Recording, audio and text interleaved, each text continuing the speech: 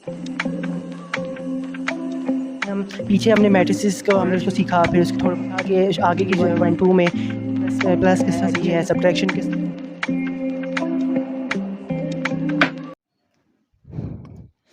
Hello, अस्सलाम वालेकुम। My name is Tahmad Qureshi and welcome to my YouTube channel smart learning. तो बच्चों, आज के लेक्चर में हम लोगों ने केमिस्ट्री पढ़नी है और केमिस्ट्री का चैप्टर नंबर 1 हम लोग स्टडी कर रहे हैं। आज के चैप्टर में जो हमारा नेक्स्ट टॉपिक बनता है बच्चों, वो बनता है केमिकल स्पीशीज़। केमिकल स्पीशीज़ क्या, आज के चैप्टर में, आज के टॉपिक में हम केमिकल स्पीशीज़ को पढ़ेंगे। केमिकल स्पीशीज़ क्या होती हैं, उसके अलावा केमिकल स्पीशीज़ की टाइप्स क्या क्या हैं, उसके अलावा पेपर में किस तरह से क्वेश्चंस आते हैं, शॉर्ट आएगा, लॉन्ग आएगा, उसके अलावा इसमें से एमसीक्यूज़ किस तरह के बन सकते हैं, केमिकल स्पीशीज़ जो होती हैं उसकी टाइप्स क्या होती हैं, उन टाइप्स जो होती हैं वो बनती कि आया एक केमिकल स्पीशी, कोई भी एटम, कोई भी चीज़, कोई भी एलिमेंट की केमिकल स्पीशी में कन्वर्ट कैसे होता है, पॉजिटिव में, नेगेटिव में, एटसेट्रा एटसेट्रा। इसके बेसिक पर्पस क्या होता है कि ऐसी क्या चीज़ होती है जिसकी वजह से हम उसको कहते हैं कि यार इसके ऊपर ही फ़लाँ चार्ज आ गया, फ़लाँ स्पीशी बन गई है, फ़लाँ स्पीशी बन गई है। या लॉन्ग में ये किस तरह से आ सकता है, शॉर्ट में ये किस तरह से आ सकता है, अगर शॉर्ट में आएगा तो किस तरह से सॉल्व करना है, लॉन्ग में आएगा तो किस तरह से सॉल्व करना है, हमने किस तरह से एग्जामिनर से मुकम्मल तौर पर नंबर निकलवाने हैं इस क्वेश्चन के अंदर, अगर ये क्योंकि एक बहुत ही इंपॉर्टेंट क्वेश्चन है और आगे इसका केमिस्ट्री में काफ़ी जगह पर कॉन्सेप्ट भी यूज़ होगा। ये सारी चीज़ें आज हम बच्चों सीखने वाले हैं, तो वीडियो को बिल्कुल स्किप मत कीजिएगा, लास्ट तक देखिएगा। और अगर आपने चैनल को अभी तक सब्सक्राइब नहीं किया तो चैनल को सब्सक्राइब करें, बेल आइकन को प्रेस करें, क्योंकि हम बहुत ही इंपॉर्टेंट टॉपिक को आज स्टडी करने जा रहे हैं। तो बच्चों, मेरे पास पहले टॉपिक का जो नेम है वो है chemical species. Chemical species basically अब इसमें हम ये चीज़ देखेंगे कि केमिकल स्पीशी बच्चों किसको कहा जाता है। केमिकल स्पीशी बेटा एक ऐसी चीज़ होती है, एक ऐसा एलिमेंट, एक ऐसा एटम, कोई भी एक ऐसी चीज़ जिसके ऊपर हमारे पास चार्ज आ जाए। क्या आ जाए? एक चार्ज आ जाए। चार्ज से क्या मुराद हो सकता है? चार्ज से मुराद ये हो सकता है या तो उसके ऊपर पॉजिटिव चार्ज आ जाए बच्चों, या उसके ऊपर नेगेटिव चार्ज आ जाए, या उसके ऊपर क्या आ जाए? पॉजिटिव, या उसके ऊपर बच्चों क्या आ जाए? नेगेटिव। तो वो बच्ची क्या बन जाती है? एक केमिकल स्पीशी बन जाती है। ठीक है, अब हम आगे ये देखेंगे, अगर पॉजिटिव चार्ज आए तो हम उसे क्या कहेंगे, अगर उसके ऊपर नेगेटिव चार्ज आए तो हम उसे क्या कहेंगे। फिर हम ये देखेंगे कि केमिकल के ऊपर, किसी भी चीज़ के ऊपर कोई पॉजिटिव चार्ज कब आएगा, नेगेटिव चार्ज कब आएगा, कब भी आएगा तो क्यों आएगा, वजह क्या होगी, किस वजह से एटम अपने ऊपर चार्ज लाएगा, ये सारी चीज़ें हम आगे भी पढ़ेंगे। तो बेटा मैंने क्या कहा, केमिकल स्पीशी क्या होती है? केमिकल स्पीशी एक ऐसी स्पीशी होती है जिसके ऊपर चार्ज आ जाए, जिसे हम क्या कहते हैं बच्चों? आयन भी कहते हैं। हम के आयन क्या होता है बेटा? केमिकल स्पीशी होती है जिसके ऊपर कोई भी चार्ज आ जाए। जैसे अब देखो, मैंने अगर आयन की आप डेफिनेशन पढ़ो, ion is an atom, ion एक एटम है और ग्रुप ऑफ एटम और ग्रुप ऑफ एटम्स। आयन या एक एटम हो सकता है या ग्रुप ऑफ एटम्स हो सकता है, या ज़्यादा सारे एटम्स हो सकते हैं, हैविंग चार्ज ऑन इट। यानी कि ऐसा एटम या ऐसे ग्रुप्स जिसके अंदर सारे एटम्स ही पाए जा रहे हो, लेकिन मज़ीद फ़र्क क्या है, मतलब उसमें शर्त क्या है कि सारे चार्जेस, सारे एटम्स के ऊपर क्या हो? चार्ज हो। क्या हो? चार्ज हो। चार्ज पॉजिटिव हो या नेगेटिव हो, बस चार्ज होना चाहिए। क्या होना चाहिए? चार्ज। अगर हम उसको क्या कहेंगे, फिर हम उसे क्या कहेंगे, वो क्या है? एक आयन है। वो क्या है? एक आयन है। अगर बच्चों, ये आ गई डेफिनेशन आयन की। अगर हम बात करें कैटायन और एनायन की, मैंने कहा कि किसी भी चीज़ के ऊपर अगर चार्ज होगा, ये पॉजिटिव भी हो सकता है और नेगेटिव भी हो सकता है। अगर बच्चों किसी भी एलिमेंट, किसी भी एटम के ऊपर अगर पॉजिटिव चार्ज आ रहा है, कौन सा चार्ज आ रहा है? पॉजिटिव चार्ज आ रहा है, तो बच्चों हमारे पास वो क्या कहलाएगा? कैटायन कहलाएगा। क्या कहलाएगा बच्चों? कैटायन कहलाएगा। और अगर उसके ऊपर वो सेम डेफिनेशन है, अगर उसके ऊपर लास्ट में लिख देंगे कि having a positive charge on it, बस सेम वही डेफिनेशन है बच्चों। और अगर उसके ऊपर वही डेफिनेशन लेके अगर हम लिखें having a negative charge on it, अगर उसके ऊपर नेगेटिव चार्ज आ रहा है बच्चों उस एलिमेंट, उस एटम के ऊपर, तो हम उसे क्या कहेंगे? वो क्या है? बन गया एक एनाइन बन गया। दोबारा सुन लो बच्चों, अगर किसी भी एलिमेंट, किसी भी एटम के ऊपर चार्ज आ जाता है, चाहे वो पॉजिटिव हो या नेगेटिव हो, तो हम उसे आयन कहेंगे। अब आयन दोनों तरह के हो सकते हैं। अगर पॉजिटिव चार्ज आया तो हम उसे कहेंगे कैटाइन, अगर नेगेटिव चार्ज आया तो हम उसे क्या कहेंगे?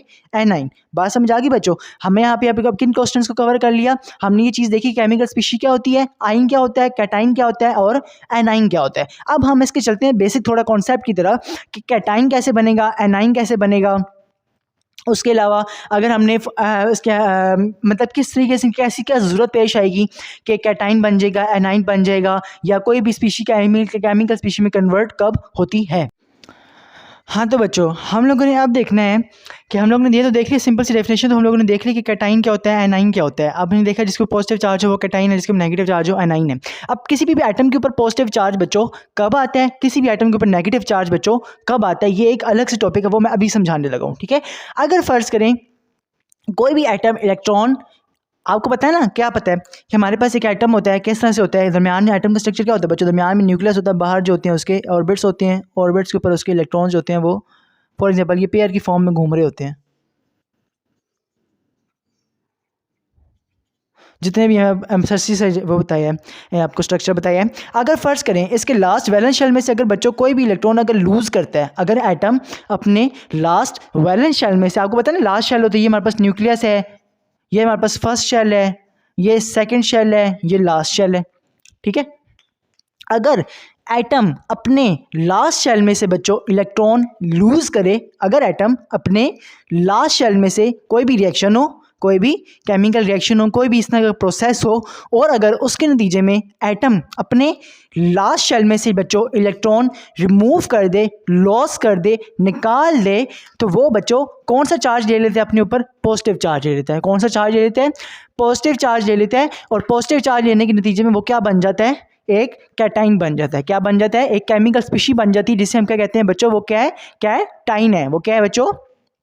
कैटाइन है। ये तो बात दोबारा बताता हूँ बच्चों, कैटाइन कैसे बनता है? जब भी कोई भी एटम किसी केमिकल प्रोसेस में, किसी केमिकल रिएक्शन में अगर अपने लास्ट शेल में से, क्योंकि इलेक्ट्रॉन लास्ट शेल में से निकल सकते हैं इजीली, अगर वो लास्ट शेल में से, आखिरी शेल में से इलेक्ट्रॉन लूज कर दे, तो उसके ऊपर चार्ज आ जाता है बच्चों। क्या आ जाता है? चार्ज आ जाता है। कौन सा चार्ज आता है? लूज करने पे याद रखना कौन सा चार्ज आएगा? पॉजिटिव। कौन सा आएगा बच्चों?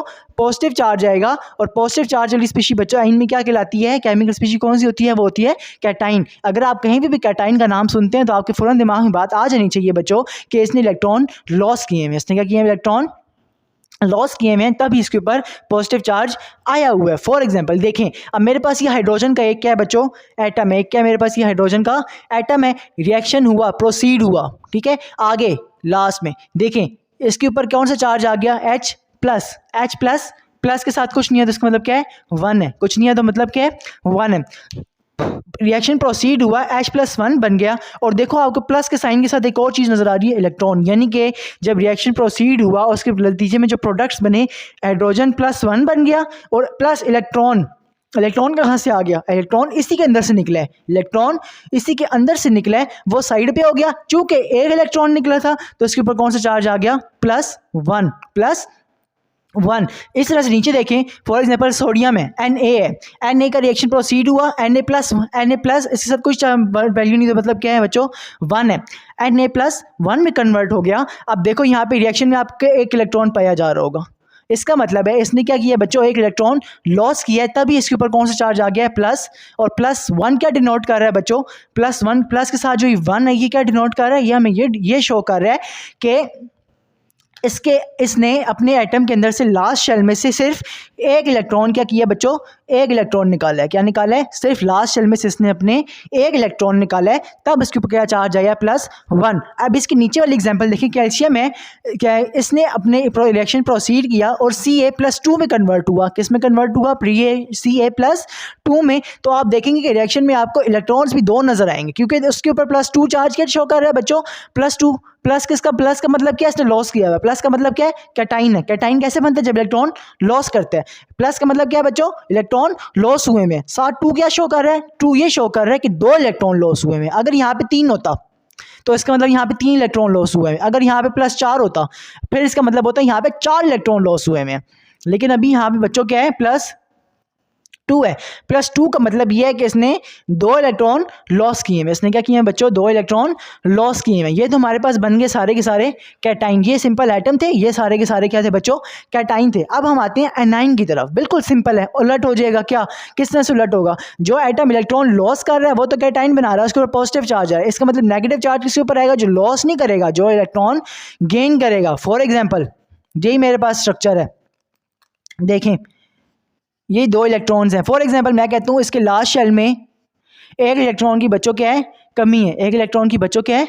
कमी है। अब फॉर एग्जांपल, चलो कमी की बात मैं नहीं करता, वो आगे समझाता हूँ। फॉर एग्जांपल ये क्या करता है? बाहर से इलेक्ट्रॉन किसी दूसरे एटम से अपने अंदर ले आता है। क्या करता है? अपने दूसरे एटम से एक इलेक्ट्रॉन अपने अंदर ले आता है, मतलब इलेक्ट्रॉन गेन करता है। क्या करता है बच्चों?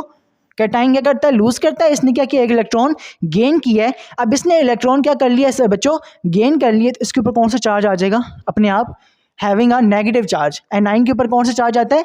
Negative charge. नेगेटिव चार्ज कब आता है बच्चों? जब कोई भी एटम इलेक्ट्रॉन क्या करता है? अपने अंदर गेन करता है, तो उसके ऊपर ऑटोमेटिकली कौन सा चार्ज आ जाता है?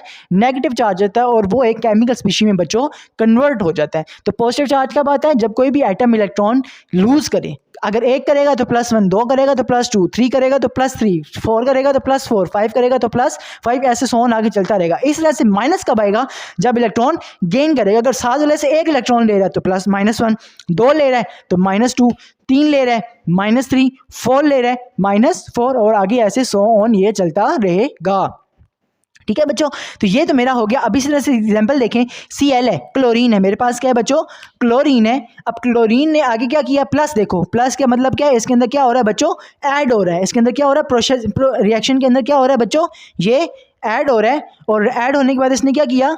क्लोरीन के अंदर एक इलेक्ट्रॉन क्या हुआ बच्चों? ऐड हुआ और आगे क्या हो, किस में कन्वर्ट हो गया? चूंकि एक इलेक्ट्रॉन ऐड हुआ था तो किस में कन्वर्ट हुआ? -1 में। माइनस क्या शो कर रहा है कि इसके अंदर इलेक्ट्रॉन, इसने किसी से इलेक्ट्रॉन गेन किया है, खींचा है या लिया है या किसी ने इसको दिया है, तो माइनस ये शो कर रहा है और साथ 1 जो है वो हमें ये शो कर रहा है कि इसने एक इलेक्ट्रॉन किसी से लिया हुआ है, किसी ने भी इसको एक इलेक्ट्रॉन दिया हुआ है। नीचे वाली एग्जांपल देखें, ऑक्सीजन है, ऑक्सीजन में प्लस हो रहे हैं क्या? 2 इलेक्ट्रॉन्स। कितने बच्चों? देखें ये 2 इलेक्ट्रॉन्स जमा हो रहे हैं। जब 2 इलेक्ट्रॉन जमा होंगे रिएक्शन प्रोसीड करेगा। आगे जाके देखें तो ऑक्सीजन के ऊपर कौन सा चार्ज आया हुआ है? -2। कौन सा चार्ज आया हुआ है? -2। माइनस हमें क्या शो कर रहा है कि इसने इलेक्ट्रॉन गेन किए हुए हैं। इसने क्या किए हुए? इलेक्ट्रॉन गेन किए हुए हैं, लूज नहीं किए हुए। और कितने इलेक्ट्रॉन गेन किए हुए हैं? 2 इलेक्ट्रॉन गेन किए हुए हैं। 2 हमें ये शो कर रहा है। ठीक है बच्चों, ये तो मैंने आपको बता दी कि अगर पॉजिटिव चार्ज आएगा तो वो कैटाइन कहलाएगा, नेगेटिव चार्ज आएगा तो वो एनाइन कहलाएगा। पॉजिटिव चार्ज क्यों आता है बच्चों? जब इलेक्ट्रॉन, कोई भी एटम इलेक्ट्रॉन लूज करता है, कोई भी इलेक्ट्रॉन एटम लूज करता है तो उसके ऊपर पॉजिटिव चार्ज आता है। +1 कब आएगा? जब एक इलेक्ट्रॉन लूज करेगा। जब 2 + 2 कैसे आएगा? जब 2 3 + 3। अगर इस तरह से अगर इलेक्ट्रॉन गेन करेगा लूज करने की बजाय तो अपने आप माइनस चार्ज आ जाएगा। वो क्या बन जाएगा? एनाइन बन जाएगा। एनाइन का लफ्ज आप कहीं भी सुनो तो आप फौरन समझ जाओ ये बात कि उसने इलेक्ट्रॉन लूज किए हैं। अगर एक -1 चार्ज है तो एक इलेक्ट्रॉन लूज किया, 2 है -2 तो 2, -3 तो 3 आएगी, सो ऑन ऐसे ही आगे ये चलता रहेगा। यहां तक आपको बात समझ में आ गई कि पॉजिटिव चार्ज और नेगेटिव चार्ज का मतलब क्या है? इसने इलेक्ट्रॉन लूज किए हैं, इसने इलेक्ट्रॉन गेन किए हैं, ये मतलब है। ठीक है, अब हम आगे चलते हैं, हम ये देखते हैं कि कोई भी एटम इलेक्ट्रॉन लूज क्यों करेगा और क्या नाम है अपने इसके बाद गेन क्यों करेगा, हम ये चीज़ देखेंगे अब बच्चों। हाँ तो बच्चों अब हम ये देखेंगे, अब इससे पहले हमने ये देख लिया कि कोई भी एटम जो होता है वो स्पीशी में कैसे कन्वर्ट होता है। पॉजिटिव चार्ज कब आता है, नेगेटिव चार्ज कब आता है। पॉजिटिव चार्ज होता है तो उसका मतलब होता है कि उसने इलेक्ट्रॉन लॉस किए हुए हैं। नेगेटिव चार्ज आता है उसका मतलब होता है कि उसने इलेक्ट्रॉन गेन किए हुए हैं। तो अगर पॉजिटिव चार्ज आएगा उससे कैटाइन कहेंगे, नेगेटिव चार्ज आएगा तो उसे एनाइन कहेंगे। अभी हमने पिछले सारे डिटेल्स हमने पढ़ लिया। अब हम सेकंड देखेंगे कि कोई भी एटम जो है वो चार्ज लाता क्यों है। अब क्या ज़रूरत पड़ी होती है उससे फजूल में इस तरह की हरकत करने की, पॉजिटिव या नेगेटिव, वो सिंपल क्यों नहीं रहता, न्यूट्रल क्यों नहीं रहता। देखो फॉर एग्जाम्पल इसकी बेसिक वजह ये है कि अगर मैं आपको एक बात बताऊं, अगर हम इसकी 2 वजह हैं, आपने ये रूल्स पढ़े होंगे, octet rule and duplet rule. Octet rule नहीं भी पढ़े तो मैं बता देता हूं कि कोई भी एटम अगर अपने लास्ट शेल में बच्चों, अगर मेरे पास एक ही एटम है फॉर एग्जांपल, उसके लास्ट शेल में अगर 8 इलेक्ट्रॉन, 1 2 3 4 5 6 7 और 8, ये 8 इलेक्ट्रॉन अगर उसके लास्ट शेल में पूरे हैं, क्या कह रहा हूँ बच्चों, ऑक्टेट रूल क्या होता है, अगर कोई भी एटम है उसके लास्ट शेल में अगर उसके 8 इलेक्ट्रॉन पूरे हैं तो वो किसको फॉलो कर रहा होता है, ऑक्टेट रूल को। किसको फॉलो कर रहा होता है, ऑक्टेट रूल को। और वो बच्चों क्या होता है, स्टेबल होता है। क्या होता है, स्टेबल होता है। और इसी तरह से अगर डुप्लेट रूल की बात करें तो डुप्लेट रूल बच्चों क्या होता है, अगर किसी भी एटम के लास्ट शेल में 2 इलेक्ट्रॉन फिर रहे हैं तो वो किसको फॉलो कर रहा है, डुप्लेट कहते हैं 2 को, ऑक्टेट कहते हैं 8 को, डुप्लेट रूल को। और बच्चों एटम के स्टेबल होने के लिए इसमें भी वो क्या होता है, स्टेबल होता है। एटम के स्टेबल होने के लिए ज़रूरी है कि वो किसी न किसी रूल को फॉलो कर रहा हो या वो अपने आप को मतलब वो ना इलेक्ट्रॉन दे रहा हो ना ले रहा हो। अब अगर फ़र्ज़ करो एटम ने स्टेबल होना है तो जाहिर सी बात है उसके लास्ट शेल में या तो 2 इलेक्ट्रॉन पूरे हों या 8 इलेक्ट्रॉन्स पूरे हों। अब देखें एक बात देखें, फॉर एग्जाम्पल मैं बात करता हूँ सोडियम की। किसकी बात करता हूँ, सोडियम की। तो अब आपको एक बात पता है कि सोडियम, मैं यहाँ पे ऊपर करके बनाता हूँ, मैं बात करता हूँ सोडियम की। फॉर एग्जांपल Na है, उसके एटॉमिक नंबर बच्चों क्या होता है, 11। अगर मैं इसकी इलेक्ट्रॉनिक कॉन्फ़िगरेशन करूँ तो क्या होगी, 1s2 2s2 2p5। तो आपको पता होगा कि S एक शेल है, SP का मिला के एक शेल बनता है, S और P का एक शेल बनता है। शुरू में जो एक S होता है उसका अकेला शेल होता है। तो यही यानी कि ये सोडियम का आ गया न्यूक्लियस, ये इसका आ गया पहला शेल जिसमें कितने इलेक्ट्रॉन्स हैं, ये 2 जो है ये इलेक्ट्रॉन को शो कर रहा है। अगला शेल क्या है, S और P से मिला के बनेगा। तो S और P में बच्चों कितने शेल इलेक्ट्रॉन्स आ रहे हैं, 5 और 2 7 1 2 3 4 5 6 और ये 7। अब देखो इसके लास्ट शेल में कितने इलेक्ट्रॉन्स हैं, 7 इलेक्ट्रॉन्स हैं। जबकि मैंने आपको एक बात की, अगर किसी भी एटम को स्टेबल होना है, अब एटम स्टेबल क्यों हो, देखो हमें भी जब स्टेबल होना होता है, या फॉर एग्जांपल जब हम बड़े हो जाते हैं या बच्चा होता है वो बड़ा हो जाता है, तो उसको स्टेबल होना होता है, उसने अपना घर बनाना होता है, उसने भी लाइफ को स्टेबल करना होता है, उसको कोई ना कोई जॉब चाहिए होती है, या ऐसा उसका अर्निंग सोर्स चाहिए होता है उसका माशरे में, ताकि उसकी इज्जत हो, वो अपने आप को स्टेबल करे, ताकि उसके पास सारी चीज़ें क्या हो, मुकम्मल हो, माशरे में माशरती तौर पर मुकम्मल हो, अंदरूनी तौर पर मुकम्मल हो। तो इस तरह से एटम को भी जो अपने इलेक्ट्रॉन्स जो होते हैं, अपनी जो खसूसियात होती हैं, वो पूरी तरह से चाहिए होती है, ताकि वो स्टेबली अपने आप को सर्वाइव करा सके। अब एटम को सर्वाइव करने के लिए उसका स्टेबल होना बहुत बच्चों ज़रूरी है। अब स्टेबल एटम कब होगा, या तो वो ऑक्टेट रूल को फॉलो कर रहेगा या डुप्लेट रूल को फॉलो कर रहा होगा।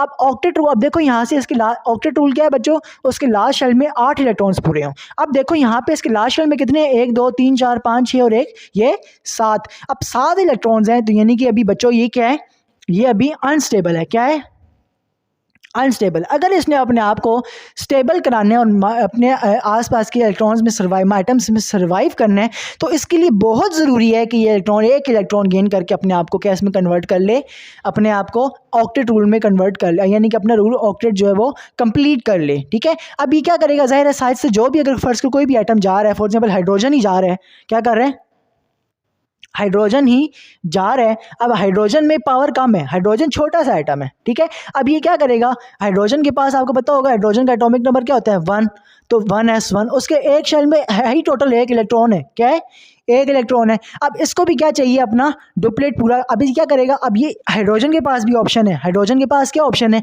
या तो वही जिसके पास अब उसने अपने आप हाइड्रोजन भी स्टेबल करेगा, क्योंकि देखो हाइड्रोजन का भी डुप्लेट रूल पूरा नहीं है। अब इसके करीब करीब कौन सा रूल पूरा हो सकता है, ये डुप्लेट रूल पूरा करेगा, तो हाइड्रोजन में भी क्या हो जाएगा, अपने आप को स्टेबल कर लेगा। एक तो हाइड्रोजन के पास ये ऑप्शन है कि वो अपने आप को स्टेबल करने के लिए डुप्लेट, क्योंकि ऑक्टेट रूल तो बहुत दूर है, पॉसिबल नहीं है, इजीली वो किसको फॉलो कर सकते हैं, डुप्लेट रूल को, 2 इलेक्ट्रॉन्स पूरे कर सकते हैं। अब यहाँ तो ऐसा हो सकता है कि वो इस सोडियम के पास आए, फॉर एग्जांपल इस सोडियम के पास आए और इसको अपना, या इस सोडियम के पास आए, इससे एक इलेक्ट्रॉन खींच ले, इससे एक इलेक्ट्रॉन ले ले, और एक इलेक्ट्रॉन अपनी पूरा करके ये क्या बन जाए, डुप्लेट में करके अपने आप को स्टेबल कर ले, अपने आप को क्या कर ले, स्टेबल कर ले। एक तो ये मामला है। लेकिन एक दूसरा चारा उसके पास ये है कि वो एक जो है उसको भी दे के अपने आप को फनाई कर ले, ख़त्म कर ले। या इसके पास एक चारा ये है। अब ये चारा, इसका दूसरा वाला चारा, ये ना भी चाहे तो इसको करना पड़ेगा। उसकी वजह ये है कि जब ये इस सोडियम के पास आएगा, तो सोडियम इससे साइज में बहुत बड़ा इलेक्ट्रॉन, बहुत बड़ा एटम है। ठीक है, इसके अंदर क्या ना, कितने इलेक्ट्रॉन्स है, 1 इलेक्ट्रॉन है। इसके अंदर कितने इलेक्ट्रॉन है, 11 इलेक्ट्रॉन्स पाए जा रहे हैं। इसके अंदर कितने इलेक्ट्रॉन्स पाए जा रहे हैं, 11 इलेक्ट्रॉन्स पाए जा रहे हैं। इसका न्यूक्लियस भी ज़्यादा पावरफुल है हाइड्रोजन के, तो ये क्या करेगा, इसके इलेक्ट्रॉन को अपनी तरफ खींचा। आपको पता है न्यूक्लियस के अंदर पॉजिटिव चार्ज होता है और इलेक्ट्रॉन्स के ऊपर नेगेटिव चार्ज होता है, तो इसका न्यूक्लियस इसके न्यूक्लियस से ज़्यादा पावरफुल है। तो इसके अंदर इतनी ताकत नहीं है कि वो इसके इलेक्ट्रॉन्स को खींच सके, क्योंकि इसका न्यूक्लियस ज़्यादा पावरफुल है, इसके इलेक्ट्रॉन्स भी ज़्यादा है, इसका नेगेटिव चार्ज ज़्यादा है, इसका पॉजिटिव चार्ज कम है। क्योंकि आपको पता है कि नेगेटिव पॉजिटिव को खींचता है, पॉजिटिव नेगेटिव को खींचता है। न्यूक्लियस के ऊपर पॉजिटिव चार्ज, इलेक्ट्रॉन्स के ऊपर नेगेटिव चार्ज है। अब इसके हाइड्रोजन का जो न्यूक्लियस है बच्चों, उसके अंदर इतनी पावर नहीं है कि वो सोडियम से इलेक्ट्रॉन खींच सके, सोडियम से इलेक्ट्रॉन खींच सके। लेकिन सोडियम का जो हमारे पास न्यूक्लियस है, उसके अंदर जरूर इतनी पावर है कि वो इसके इलेक्ट्रॉन को खींच ले। तो बच्चों क्या होगा, एट द लास्ट ये होगा कि ये जो इलेक्ट्रॉन है सोडियम इससे खींचेगा, गेन करेगा और अपने अंदर ले आएगा, और अपने आप को क्या कर लेगा बच्चों, अन से स्टेबल कर लेगा। किससे कर लेगा, अनस्टेबल से स्टेबल कर लेगा, अपना ऑक्टेट रूल कंप्लीट कर लेगा इस तरीके से। किससे, हाइड्रोजन से इलेक्ट्रॉन लेके। तो बच्चों आपको पता है इसने इलेक्ट्रॉन क्या किए हैं, गेन किए हैं। तो सोडियम में लिखता हूँ, और कितने इलेक्ट्रॉन गेन किए हैं, 1 इलेक्ट्रॉन गेन किया, और गेन किए तो इस पर कौन सा चार्ज आएगा, नेगेटिव। तो ये बच्चों मेरे पास बन जाएगा एक एनाइन बन जाएगा। क्या बन जाएगा, एनाइन। क्या बन गया, एनाइन बन गया। इसी तरीके से अगर बात करूं हाइड्रोजन की, तो हाइड्रोजन ने क्या किया बच्चों, इलेक्ट्रॉन लॉस किया है। हाइड्रोजन ने तो दिया है ना इलेक्ट्रॉन, तो हाइड्रोजन के ऊपर कौन सा चार्ज आ जाएगा बच्चों, हाइड्रोजन के ऊपर जो चार्ज आएगा वो आएगा प्लस का 1 का। 1 चार्ज क्यों आएगा, क्योंकि 1 इलेक्ट्रॉन दिया है। और प्लस क्यों आएगा, क्योंकि दिया है, निकाला है उसने, लॉस किया है। तो लॉस करने की वजह से बच्चों मैंने अभी पीछे भी बताया कौन सा चार्ज आता है, प्लस का चार्ज आता है। यानी कि अब आपको ये बात समझ आ गई होगी कि इसके ऊपर पॉजिटिव चार्ज क्यों आया, इसके ऊपर नेगेटिव चार्ज क्यों आया। हाँ तो बच्चों मेरा ख्याल है आप लोगों को एटम, आइन, एटम, उसके अलावा एनाइन, कैटाइन, केमिकल स्पीशीज जो है इसका सारा कॉन्सेप्ट बड़े अच्छी तरीके से मैंने बच्चों क्लियर करने की बिल्कुल कोशिश की। और अगर आपको वीडियो पसंद आई या फिर इसके अलावा फिर भी किसी भी किस्म का कोई भी इशू है बच्चों, तो आप कमेंट बॉक्स में जाके मुझे टेक्स्ट कर सकते हैं, आई विल आंसर। और इसके अलावा बच्चों अगर आपको वीडियो पसंद आई है, नहीं भी पसंद आई तो आपने कुछ ना कुछ सीखा है होगा, ज़रूर होगा इससे, तो काइंडली वीडियो को लाइक करें, चैनल को सब्सक्राइब करना बिल्कुल मत भूलिएगा, बेल आइकन को प्रेस करिएगा ताकि आपको इससे काफ़ी बेनिफिट मिल, जितना बेनिफिट मैं दे रहा हूँ उतना बेनिफिट आपको 100% मिल सके। और वीडियो को शेयर भी लाजमी कीजिएगा अपने दोस्तों तक ताकि ये नॉलेज जो है आगे मज़ीद फैल सके। और अपना ख्याल रखिएगा, मिलते हैं इंशाल्लाह नेक्स्ट वीडियो में। अल्लाह हाफ़िज़।